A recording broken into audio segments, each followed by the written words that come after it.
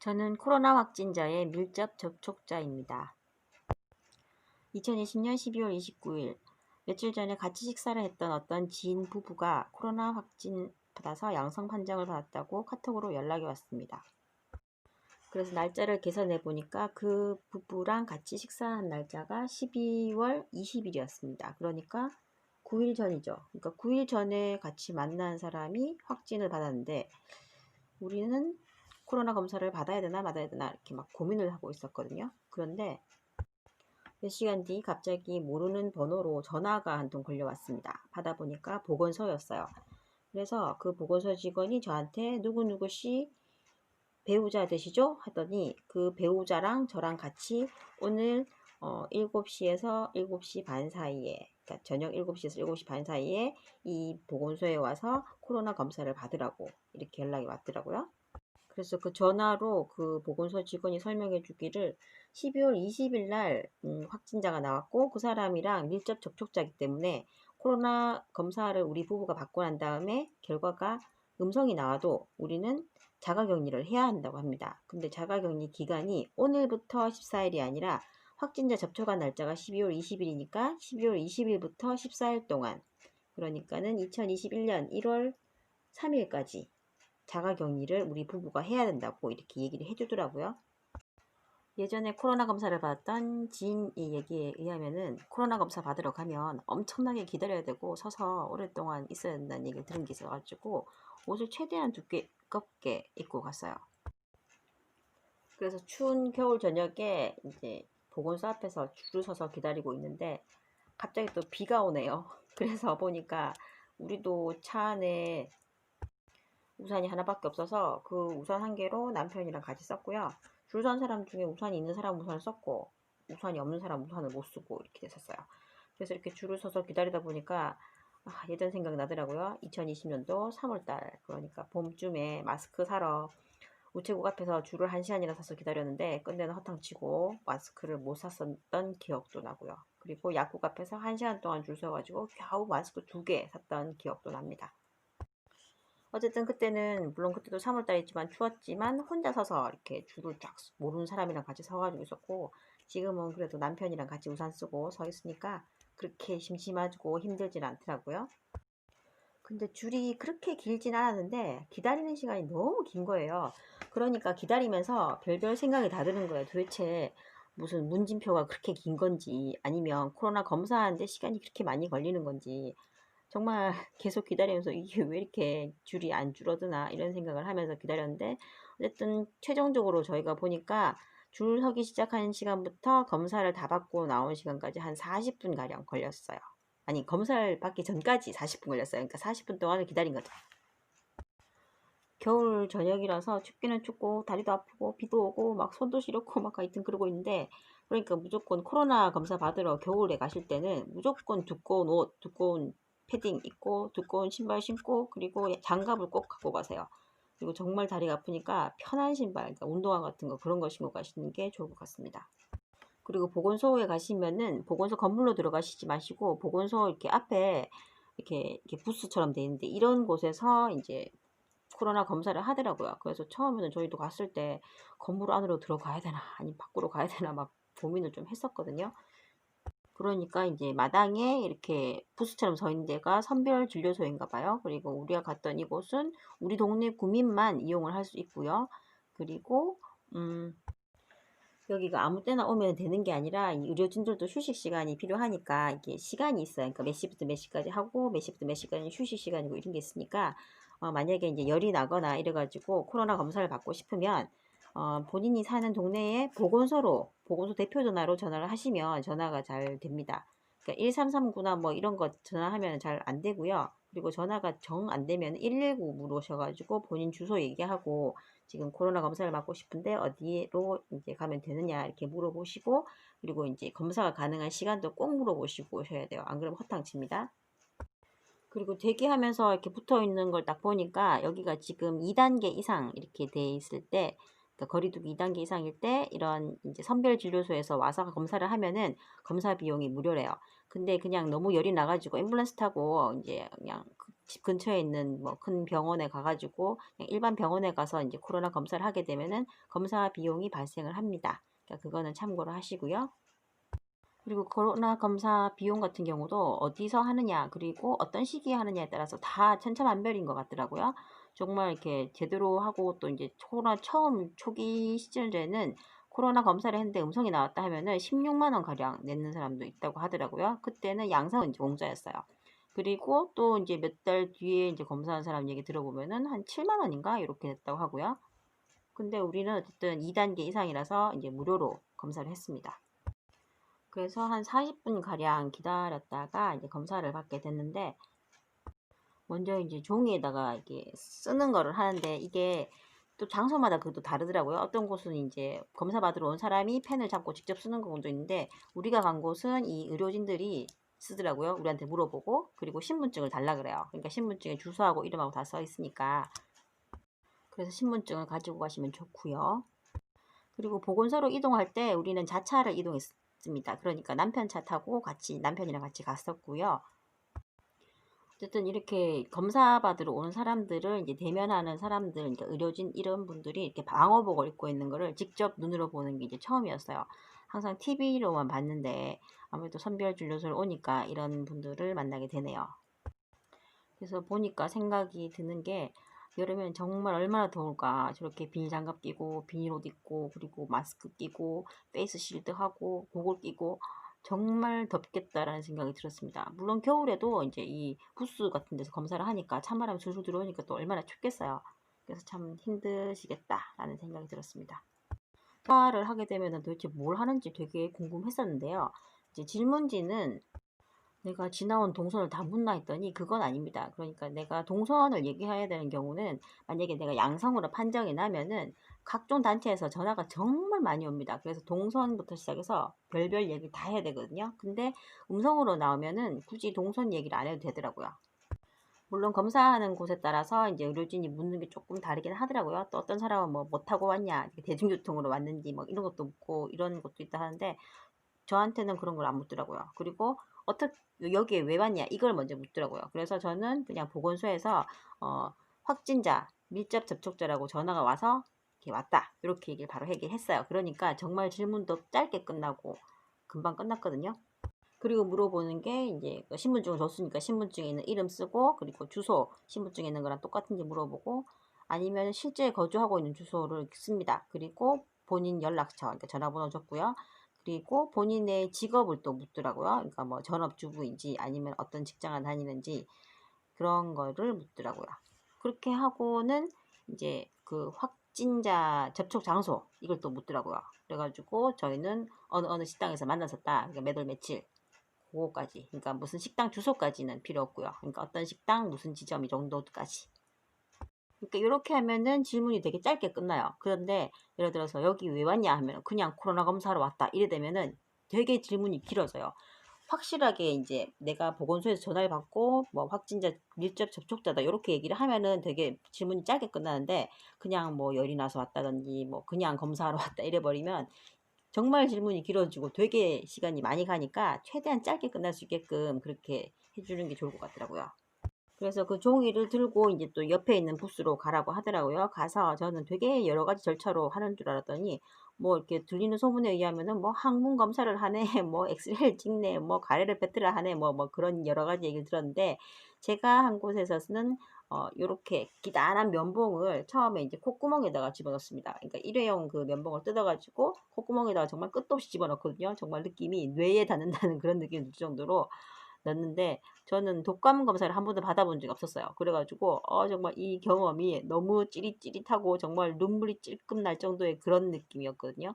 정말 코에 끝도 없이 넣습니다. 그리고 나서 이제 면봉을 빼가지고 그 면봉을 시험관인데 빨간색 용액이 들어있는 되게 작은 시험관에다가 이렇게 퐁당 담그더라고요. 그러더니 또 다른 면봉을 또 꺼내요. 새 거를 뜯어가지고 이제 입에다가 이제 넣습니다. 근데 아까 코에 쑤신 거에 비하면 입에 넣는 거는 진짜 별로 안 아팠어요. 진짜 입은 그닥 아픈 게 아니에요. 진짜 코가 너무너무 아팠어요. 그래가지고 끝났어요. 그래가지고 이게 다냐고, 집에 가면 되냐고 하니까 예, 집에 가라 하더라고요. 그러니까 코로나 검사를 가도록 하면은, 물론 뭐 장소에 따라 좀 다르긴 하지만 저 같은 경우는 이름 말하고 직업, 전화번호, 주소, 그리고 확진자 접촉 장소 이렇게만 딱 얘기하고 그 다음에 콧구멍에 한번 쑤시고 입에다가 한번 쑤시고 끝. 정말 간단하죠. 정말 시간으로 치면은 이거를 그냥 다 해봤자 뭐 5분 이내인 것 같아요. 근데 생각보다 진짜 줄이 그렇게 길지도 않은데 정말 시간이 많이 걸리게끔 기다리더라고요. 그러니까 이렇게 생겼는 부스가 정말 여러 개 있는데 이거를 다 통과하는 게 아니에요. 그러니까 제가 들른 곳은 한 2개 부스만 들르고 나머지는 그냥 이렇게 그냥 부스만 서 있더라고요. 거기를 제가 뭐 통과해서 무슨 여러 가지 뭐 테스트를 하고 뭐 검사를 하고 하는 건 아니고요. 그래서 저는 금방 나왔는데 저 바로 뒤에 저희 남편이 있었거든요. 그러니까 그 남편, 우리 남편은 이제 왜 검사를 받으러 왔느냐 하면은 바로 이제 확진자, 밀접 접촉자다 이렇게 얘기했으면 금방 말이 끝났을 건데 그냥 코로나 검사 받으러 왔다 이렇게 얘기를 하다 보니까 말이 길게 막 넘어가가지고 그 얘기하면서 시간이 너무 많이 걸렸던 거예요. 그러니까 너무 많이도 그렇게 많이는 아니지만 하여튼 몇 분 더 걸렸어요. 그래가지고 제가 조금 이제 밖에서 추면서 추운데 덜덜 떨면서 조금 기다리긴 했어요. 그래가지고 어쨌든 다 마치고 이제 집에 왔거든요. 음성이 나와도 자가격리를 해야 되고 어쨌든 이 시간에 무조건 이제 그 코로나 검사를 맡아야 되기 때문에 남편도 한 30분 가량 일찍 퇴근을 했었거든요. 그래서 남편 회사에서는 비상이 걸렸어요. 왜냐면은 이제 우리 남편의 그 확진인지 아닌지, 그러니까 양성인지 음성인지에 따라서 남편 부서에 있는 그 부서 사람들이 내일 출근을 해야 되는지 말아야 되는지가 결정이 나니까요. 그래가지고 그날 저녁에 잠을 제대로 못 잤습니다. 우리는 검사를 한 8시쯤? 한 8시쯤? 예, 받았던 것 같아요. 그래가지고, 저녁 8시쯤에 이제 코로나 검사를 받았는데, 그 결과가 24시간 내에 문자로 온다고 했었거든요. 그러니까 도대체 이게 언제 올지 확실하게 모르는 거예요. 그러니까 제 친구 같은 경우는 한 1박 2일 뒤? 거의 그 정도로 막 되게 나중에 왔고요. 그리고 제 친구는 또 다른 친구는 또 뭐 한 7시간 만에 왔다는 친구도 있고 막 그랬었거든요. 근데 결과적으로 우리는 어땠냐면은 전날 저녁 8시쯤에 이제 코로나 검사를 받았는데 문자는 그 다음날 아침 9시 6분 되니까 딱 문자가 왔었어요. 제가 이제 음성이라고 이렇게 문자를 보고 있는 그 순간에도 저희 남편은 남편 직장에서 연락이 와가지고 연락가 왔냐 안 왔냐 하고 막 난리가 나는 중간인데 저는 음성됐다고 빨리 전화 끊고 문자 확인하라고 그렇게 남편한테 얘기했죠. 정말 코로나 검사를 딱 받고 나니까 이 검사 결과가 음성인지 양성인지 이게 나올 때까지가 정말 기다리는 시간이 너무너무 힘들었어요. 왜냐면은 우리 집에는 이제 남편이랑 저랑 있고 그리고 애가 있잖아요. 그러니까 우리 애가 만약에 우리가 양성이 나와버리면 골치가 아파지는 거예요. 그러니까 우리는 무조건 병원에 이제 실려가야 되니까 양성이 나오면 이게 무증상이라도 무조건 병원으로 가야 되거든요. 그래서 병원에 이제 입원을 하게 되고 그때부터 되게 오랫동안 며칠 동안 이제 입원해 있어야 되니까 우리 애가 혼자서 이제 밥을 해 먹고 다녀야 되는 거예요.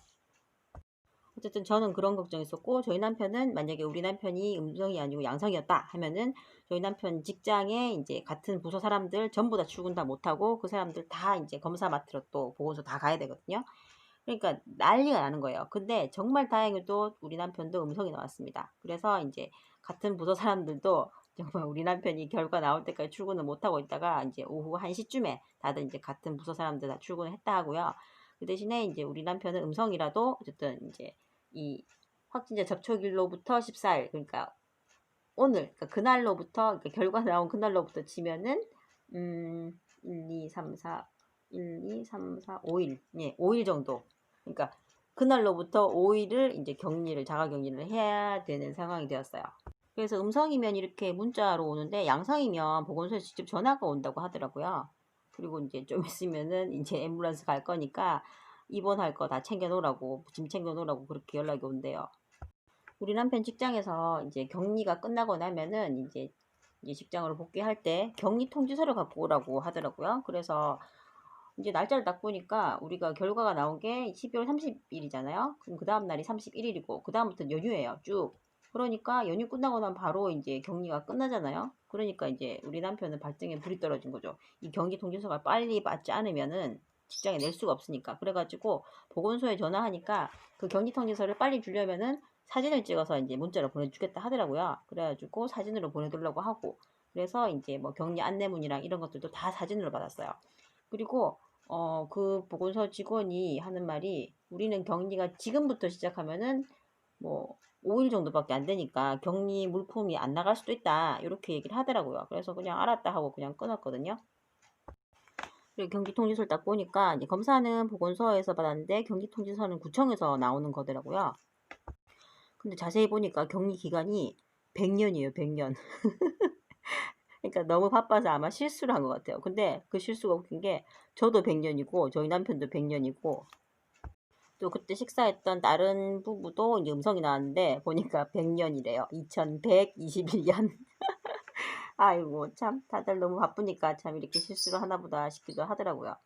그리고 다시 이제 보건소 직원한테 전화가 와가지고 우리 집에는 애가 있고 이제 우리 부부가 있는데 우리 부부가 음성인데 우리는 자가격리를 해야 되잖아요. 그러니까 애를 이제 화장실이 딸린 그 안방을 내주고 그래서 그 방에서 사용할 수 있게 하고 우리 부부도 화장실을 한 명 한 명 쓸 때마다 한 번 쓸 때마다 락스로 다 소독을 하고 뭐 하여튼 되게 까다롭게 얘기를 해주더라고요. 그리고 격리 기간 동안 해야 될 게 있어요. 이게 자가격리자 안내보호 앱이라고 앱을 하나 설치를 해야 되거든요. 그래가지고 오전 10시 그리고 오후 3시에 모니터링을 해야 되는데 이렇게 뜹니다. 그러면은 여기 이제 자가 진단할 시간쯤 되면은 이게 빨간색으로 딱 변해요. 그럼 그걸 딱 누르면은 거기다가 체온, 그러니까 발열감이 있냐 없냐, 그러니까 아니요, 아니요, 아니요 이렇게 체크하면 되겠죠. 그러니까 만약에 그게 있으면 하고 다 하고 나면 이렇게 파란색으로 다시 변합니다.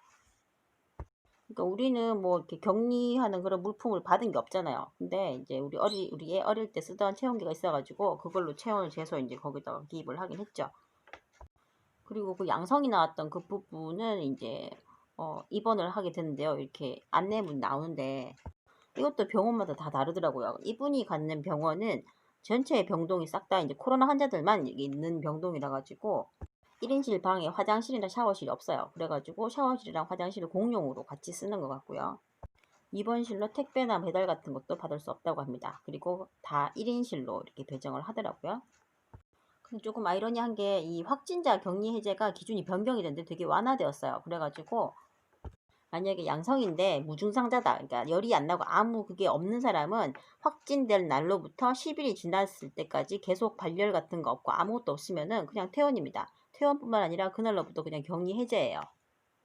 그러니까 이게 웃긴 게 만약에 어떤 부부가 한 명은 양성이고 무증상자고 한 명은 음성이었다 하면은 음성인 그 배우자는 집에서 혼자서 자가격리를 14일을 해야 되는데 그 양성 나온 사람은 병원에 가서 10일만 있으면 바로 격리 해제거든요. 그러니까 너무 웃기잖아요. 양성인 사람은 10일 뒤에 격리 해제고 음성인 사람은 14일 동안 격리를 하고 있어야 되니까요. 그러니까 양성이고 무증상자고 하면은 확진부터 10일 뒤에 격리 해제고 근데 만약에 발열이 나고 이렇게 유증상자잖아요. 증상이 있잖아요. 그러면 또 다릅니다. 발병 후 10일이 지나고 그 다음에 72시간 동안 발열이 없고 이러면은 이제 또 퇴원이 가능하고 격리 해제라고 합니다. 그래서 지금 현재 무증상자는 병원에 입원을 해도 약 받는 것도 전혀 없고요. 그리고 코로나 검사도 전혀 안 받아요. 안 받고 그냥 며칠에 한 번씩 피 뽑고 그리고 엑스레이 찍는 거 그게 다라고 합니다. 자, 이거는 인터넷에 돌아다니는 자가격리 물품 사진들입니다. 원래 이제 음성이 나와서 집에서 자가격리를 하게 되면은 굶어 죽을까 싶어서 이제 구청에서 이렇게 즉석식품 같은 것들 이런 거를 한 박스 정말 큰 박스에다가 넣어서 이렇게 갖다 준다고 하더라고요. 집 앞에다가. 근데 우리는 딸랑 뭐 6일 격리라고 이런 거 안 받았어요. 그래서 근데 그나마 다행인 게 이렇게 우리가 이제 검사 받기 전날 좀 장을 많이 받았었거든요. 왜 그런지 모르겠지만 하여튼 장을 좀 많이 받았어요. 그래가지고 자가격리 하는 동안에 뭐 이것저것 정말 많이 해먹었습니다. 해먹기는.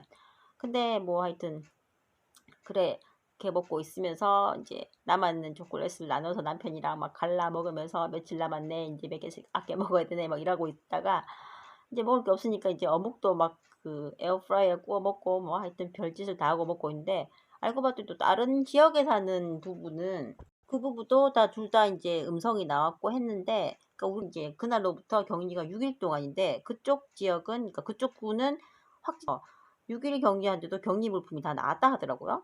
왜 우리는 안 주냐고요. 나도 컵라면 먹을 줄 아는데. 나도 즉석식품 좋아한다고요. 공짜라면은 아주 좋아한다고요. 어쨌든 우리는 검사 이제 결과 나오고부터 한 6일 정도 이렇게 자가격리를 했는데 정말 그 시간이 너무너무 지루하고 힘들었어요. 정말 우리는 확진자를 만난 게 그게 9일 전이었기 때문에 이게 이렇게 짧았었고요. 부지가 되면은 격리가 해제가 됩니다. 그래서 야호라고 막 이제 아주 비명을 지르면서 그 설치해놨던 자가격리 앱도 다 제거하고 그냥 시간만 지나면 끝입니다. 끝인데 이제 문제는 또 이제 남편 직장에서 연락이 왔어요. 자가격리 다 하고 난 다음에 코로나 검사를 받아가지고 음성이 되거든 출근을 하거라 이렇게 연락이 온 거예요. 아니 그래서 너무 기가 막혀가지고 보건소에서는 자가격리 끝나고 나서 다시 검사 안 해도 된다는데 왜 그러냐 하니까 그 직장 규정이 그렇답니다. 그래서 어쩔 수 없이 또 남편은 또 보건소에 또 검사 받으러 갔습니다. 그것도 그냥 가면 안 돼요. 보건소에 전화를 해서 지금 이제 오늘 검사를 맡으러 가고 싶은데 몇 시부터 몇 시까지 하느냐 그렇게 물어봐가지고 이제 처음 우리 그날 갔을 때 40분 동안 기다렸잖아요. 추운데. 그래서 이제 저희 남편은 좀 일찍 가서 덜 기다리려고 일부러 좀 일찍 갔어요. 근데 막상 가보니 시간이 잘못 알려줬던 거예요. 그래서 거기 주차장에서 차 대놓고 이제 기다렸죠. 기다리고 이제 딱 시간 돼서 바로 3분 만에 검사 받고 집으로 왔습니다. 자, 그리고 그 검사 결과는 그 다음날 아침 세상에 7시 26분에 문자로 왔는 거예요. 그거 보면서 도대체 이 직원들은 이 보건소 직원인지 구청 직원인지 보건소 직원이겠죠?